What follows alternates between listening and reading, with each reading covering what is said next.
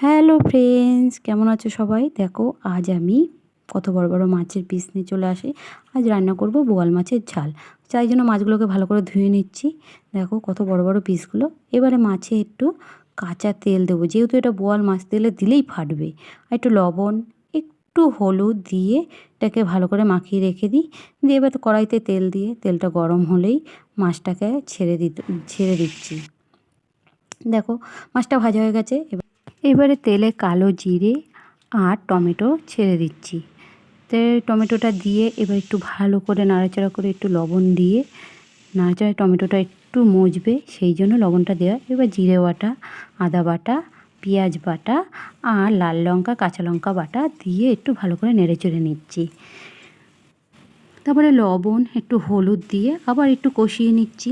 নিয়ে তারপরে এই দেখো আমার মাছ ভাজাগুলো রেডি হয়ে গেছে। এবার এই মাছগুলো আস্তে করে ঝোলে দিয়ে দেবো। এবার মশলাটা ভালো করে কষে গেছে, যেহেতু মশলাটা থেকে তেল বুজবুজ করছে। এবার একটু আগে থেকে করে রাখা গরম জল দিয়ে একটু হালকা ফুটতে দিয়ে তারপরে মাছটা ছেড়ে দিলাম। মাছটা একটু ফুটে উঠলেই আজকে আমার মাছের ঝাল রেডি। কেমন হয়েছে বন্ধুরা বলবে কমেন্টে। আর একটু শেয়ার করে দিও, সাবস্ক্রাইবার করো আমাকে যদি ভালো লাগে। আর বলবে আজকে মাছের ঝালটা কেমন হয়েছে। ধন্যবাদ।